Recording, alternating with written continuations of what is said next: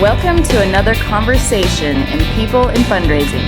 This podcast features interviews with nonprofit professionals who discuss their career journeys, lessons learned, and enthusiasm for working in fundraising. And here is your host, the founder of People in Fundraising, Tim Wilson.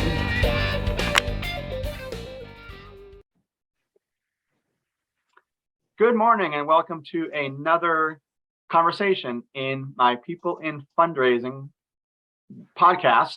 And today I am honored to welcome Jimmy Martello to our program. Jimmy, good morning. How are you? Doing great, Tim. It's good to see you. Thank you. It's good to see you as well. Jimmy and I worked together for a few years at Intermountain Healthcare Foundation, and we're both not native to Utah, so we had some conversations that were meaningful to me about settling into a new place and bringing our families, transitioning, kids and such into a new environment. So I appreciated those conversations, as well as I was working with a lot of the people on Jimmy's Major Gifts team at the foundation, and I felt that I really benefited from your expertise about how to collaborate with fundraisers, moving the needle on metrics and portfolios. So I've taken that with me, and I appreciate your guidance there, Jimmy. Well, thanks for saying that, Tim. I've always wondered if it should be Major Gift team or Major Gifts team. I don't know. The Major Gifts team just doesn't settle well with me. That little extra syllable there. Yeah, it just doesn't sound right. Well, Jimmy is the vice president at the Intermountain Healthcare Foundation in Salt Lake City. And how long have you been there, Jimmy? Been there a little over 3 years, about 3.5 years. Excellent. Very good. Jimmy is an Air Force Academy graduate. And although we're recording this conversation in early October, I'm timing it to go live around Veterans Day to honor the service of service people throughout our history. That's why I've got the American flag behind me today.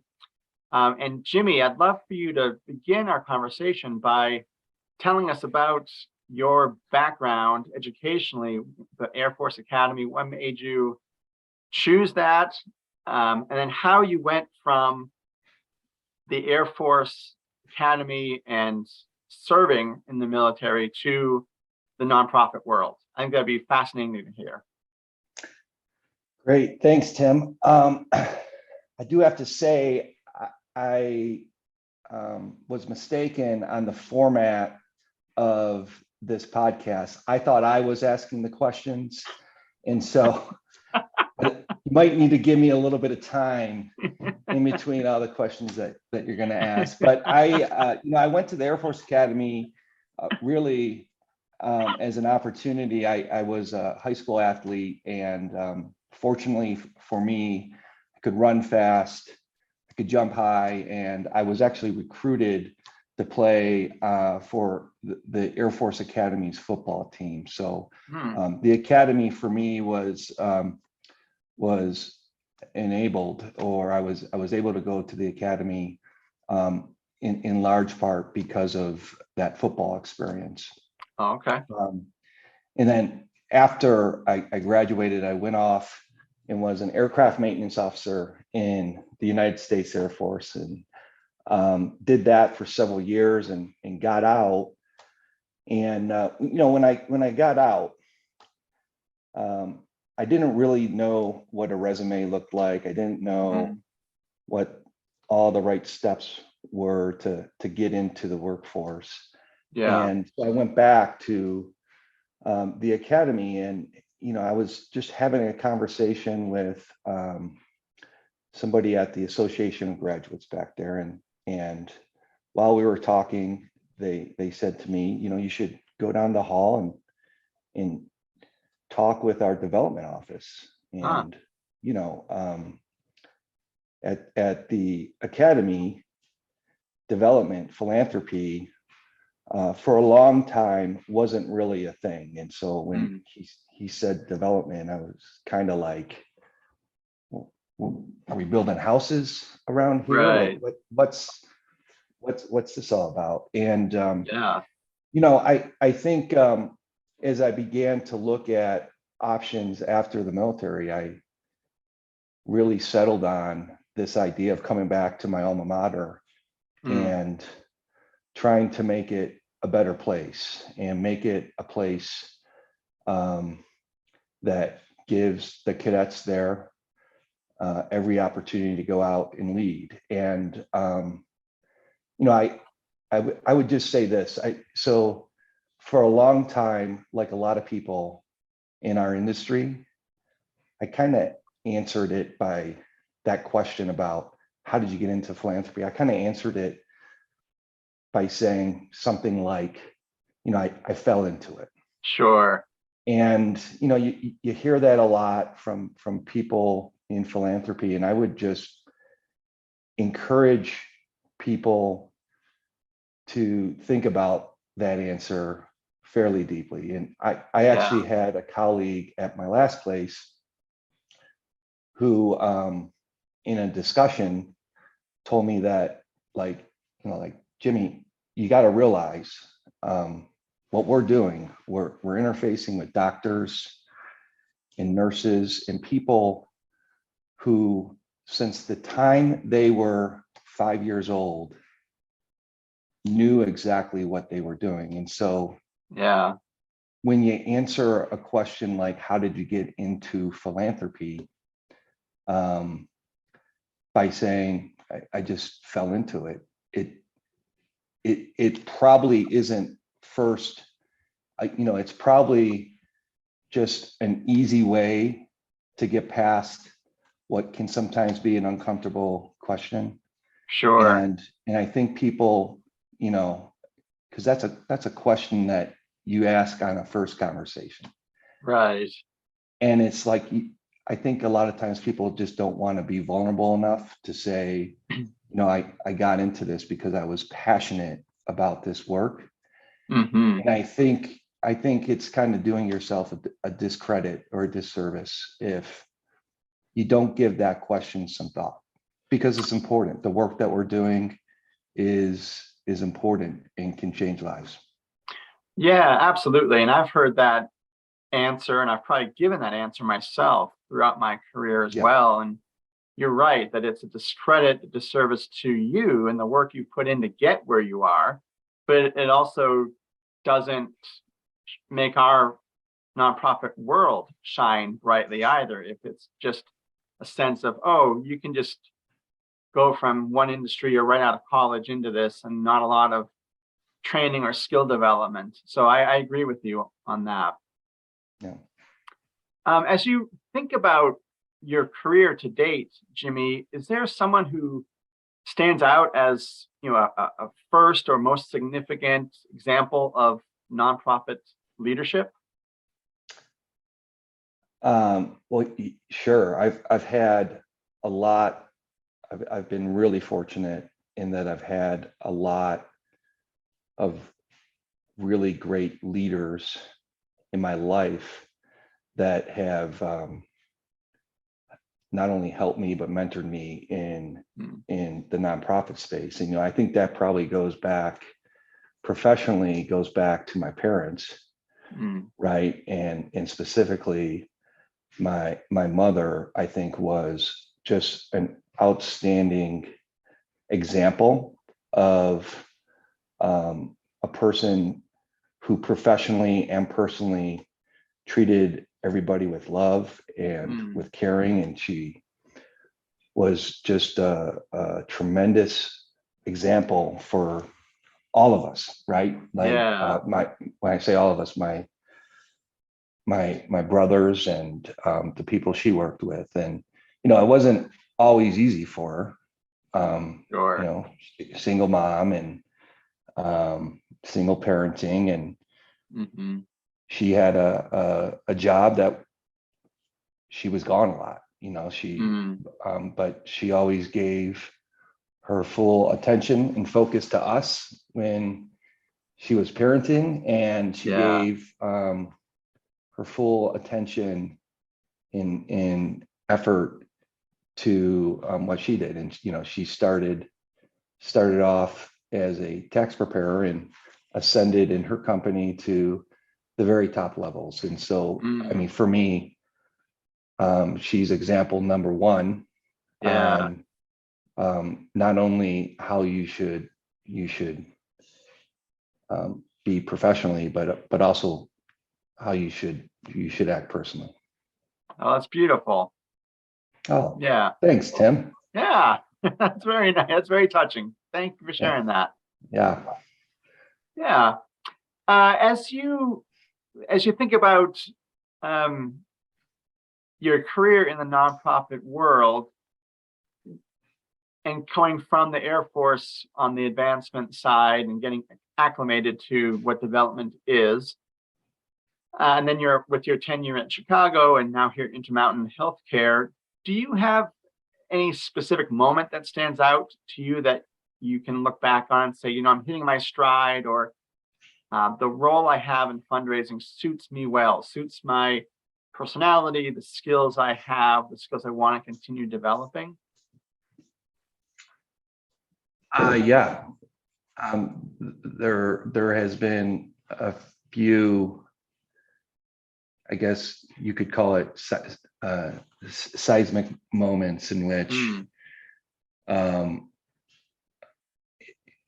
the power of philanthropy, of people investing in big ideas, really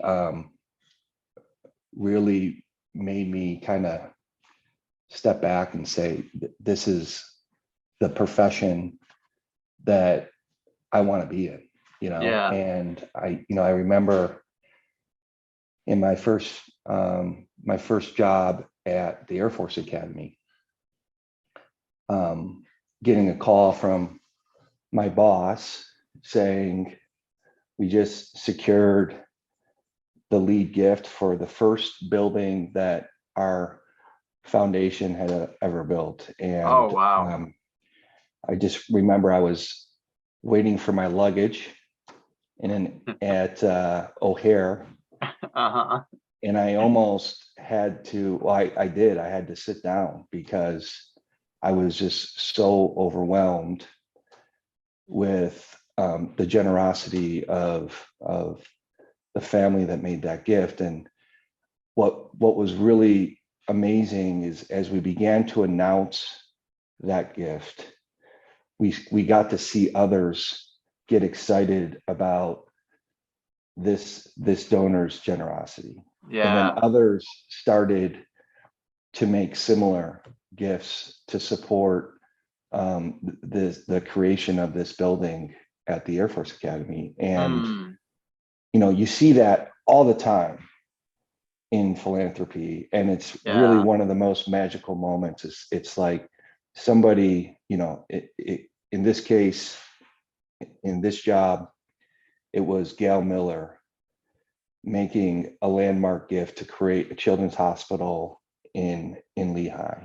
Yes. And when she and her family so generously did that, you saw the entire community start to coalesce and get behind this effort to create a model healthcare system for kids.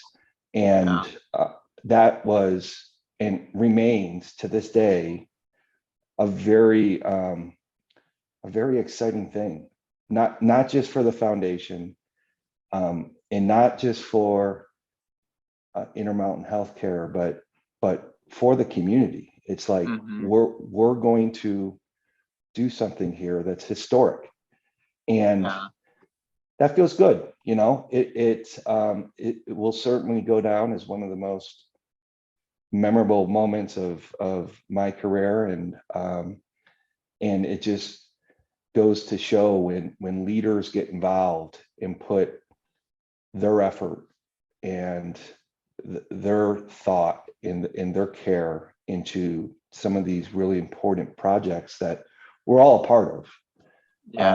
Really magical things can start to happen. Absolutely.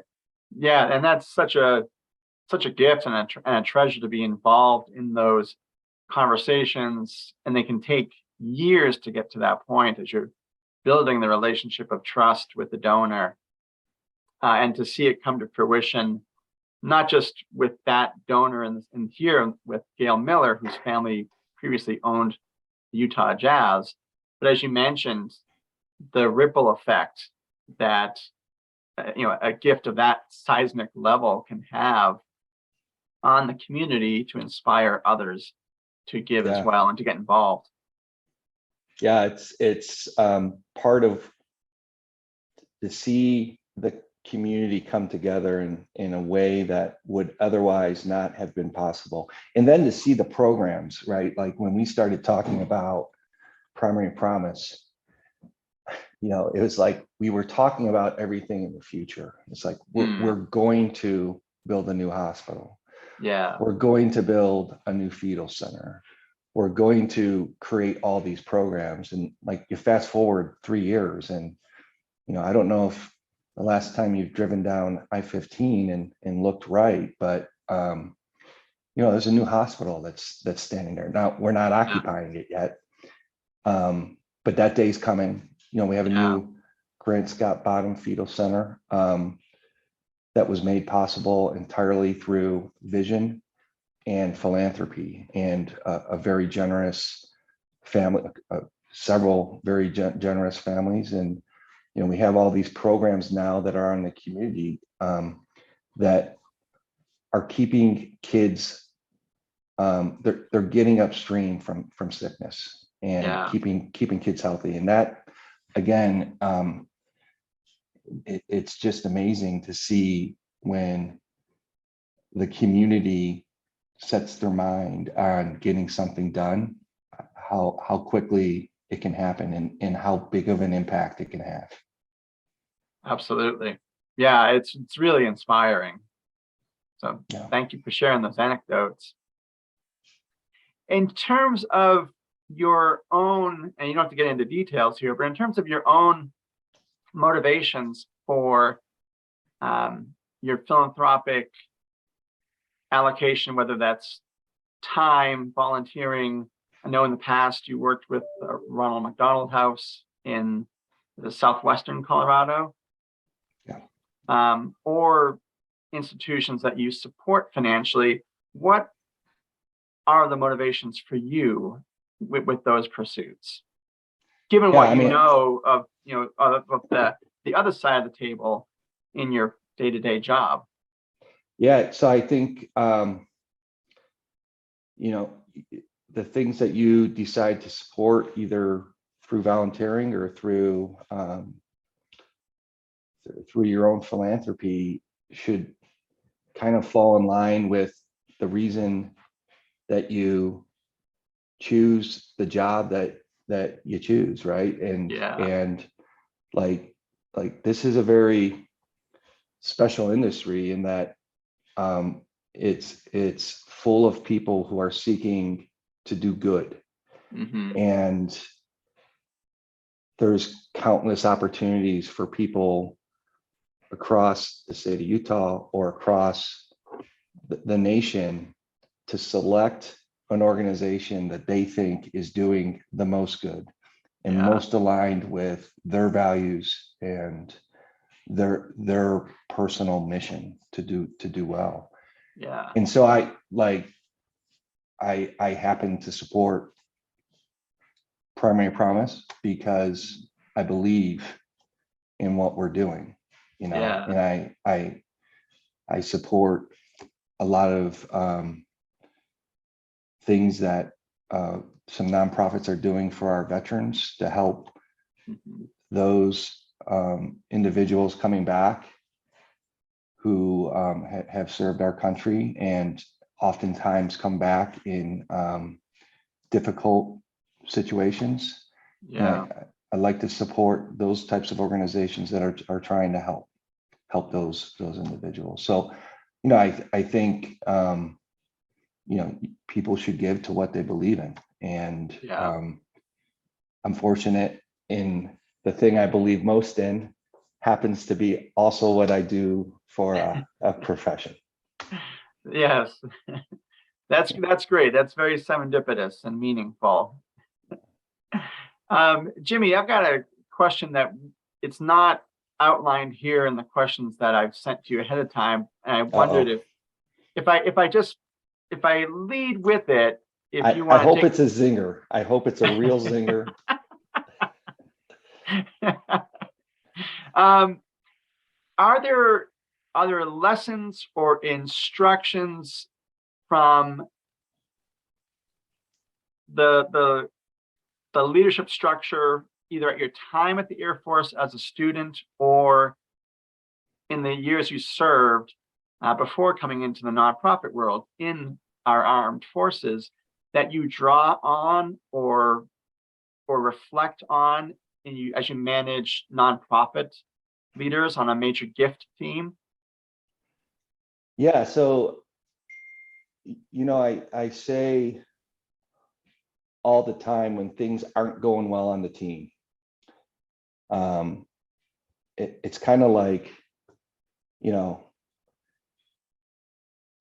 why don't we get back to what it was like playing, on the basketball team when you were in junior high, or the football team when you were in college, or the band or the choir when you were in high school. It's like there's so many lessons in working together from your formative years as part of a team that can really be helpful to whatever it is that you're doing now. And so, like the United States Air Force, the armed services, are, by way of what they do and the seriousness of what they do, they're amazing teams, right? Like, whether it's, in my case, an aircraft maintenance unit who's all working together to make sure we don't do anything that could help a pilot crash an airplane. Sure. Or whether it's SEAL Team 6 going out and doing our most dangerous work that we have to do as a nation.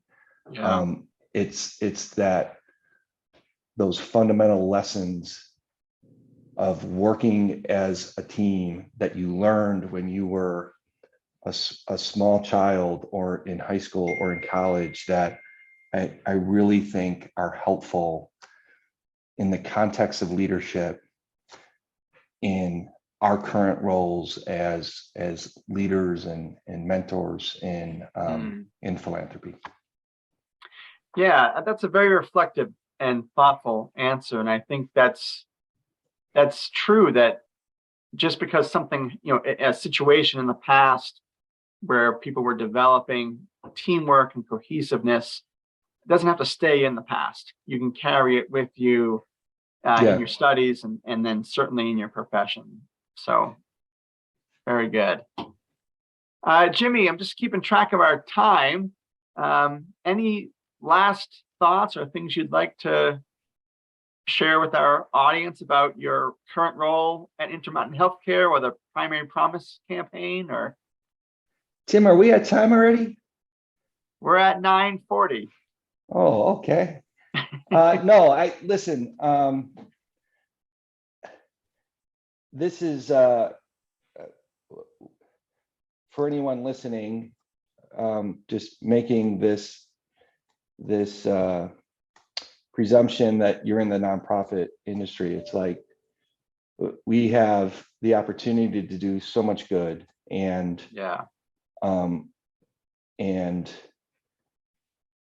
we have the opportunity to have an enormous impact in whatever area it is that we're doing, right? And you should feel proud about putting your passion into that. And I don't know, I kind of think about when I've done things really well in philanthropy versus times that I haven't. And Yeah. really, to me, it all comes down to like that passion and that confidence, right? Mm. Like when I'm at my best fundraising Jimmy moments, I'm confident that the passion I feel is being felt by the the the individuals that I'm telling the story to. Mm. And when I'm at my worst fundraising Jimmy, Mm. for whatever reason, Yeah.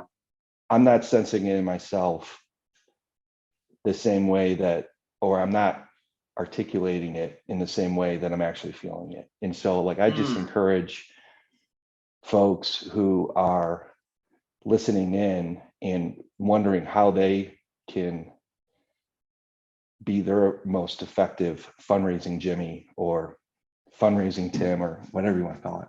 Yeah. Yeah. No, like just believe that you can do it, and you can, and you know your ideas and your belief in the mission is first and foremost what donors and what the community is going to respond to. So have fun with it, you know.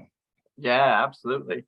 And actually, before I let you go, I Uh-oh. want to follow up on that. And this is not it's not a zinger, but I'd like to follow up on that. So you Sounds like mentioned it's going to be a zinger, Tim. Sounds like it's going to be a zinger. But you just mentioned, confidence and having fun, infusing the conversations with passion so that you're at your best, and then recognizing when you're not at that level. So, are there any, mental exercises or mantras or just routines that you go through as you're about to have a conversation with a prospective significant donor to get you to that level of confidence, passion, and connection? Yeah, absolutely. So I have a rule for myself that if I've ever invited a meeting, I take a blank sheet of paper and I write down 10 questions that I Mm. want to ask. And through that process, what typically happens is I don't actually end up writing or asking those questions Mm. in the meeting, but I end up coming up with actually better questions Oh, as a result. So it's kind of like this iterative process in which I think is really helpful in establishing a direction in the meeting so that both the donor and yourself in this like me in this case yeah. are making the maximum out of the conversation and that you Mm. don't get lost in things that might be irrelevant about what you're trying to communicate. So I always encourage my team to do that, Yeah. and just to be as well prepared as you can possibly be walking into any meeting that you know that your organization is entrusting you to go into and represent the organization, right? Like you're not Yeah. in there representing yourself, you're in there sharing the mission and representing the organization of whoever you work for. So Mm. I think it's a good practice, and would encourage others to do it. Yeah.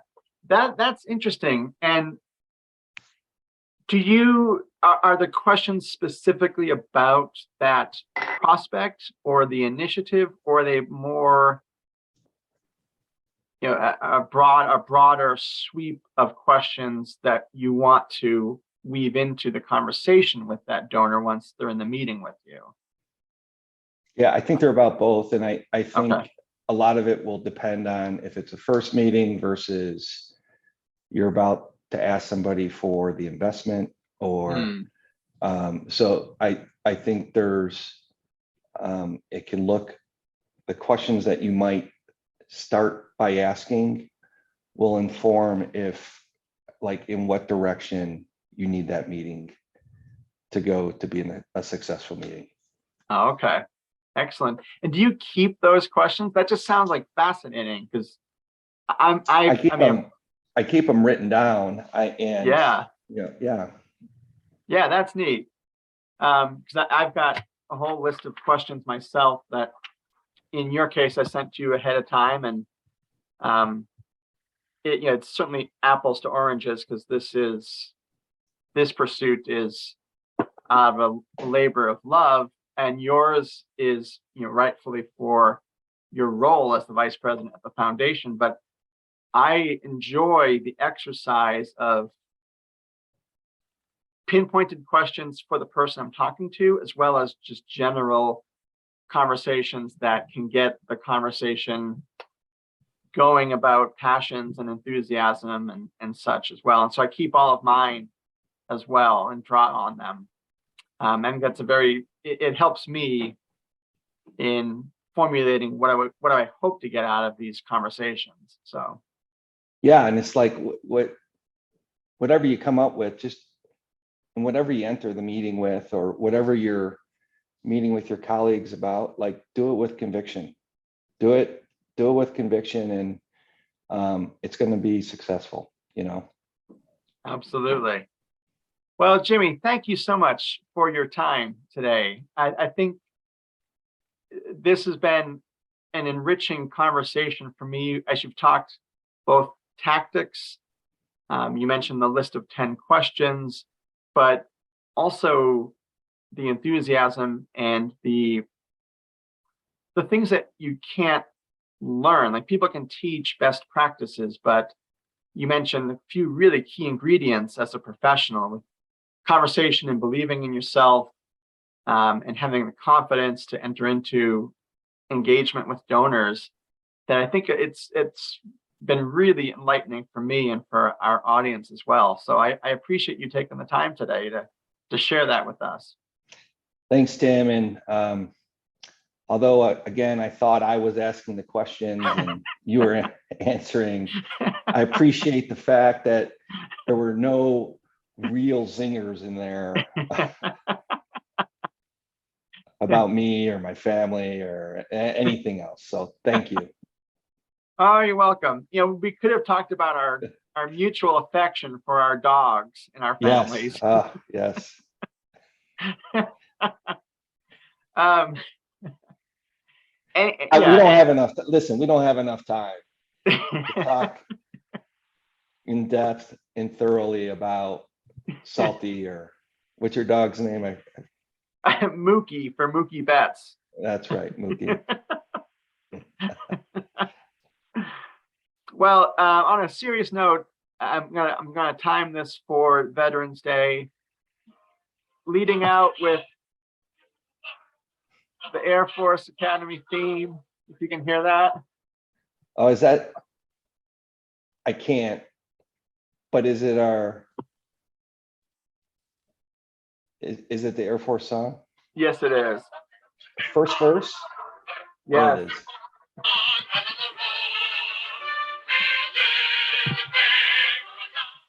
So I just want to say thank you for your time today, Jimmy, and for serving our country. And I appreciated hearing a little bit about what that was like for you and the sacrifices you made and your mom made to get you to that point. That's been very touching to hear. So thank you. And it's good to see you. You as well. And for our audience, you can find Jimmy's conversation right around Veterans Day on my website, peopleandfundraising.com, as well as on LinkedIn. And I hope and trust you'll find it as enriching and informative and fun as I did today. So thank you, everyone.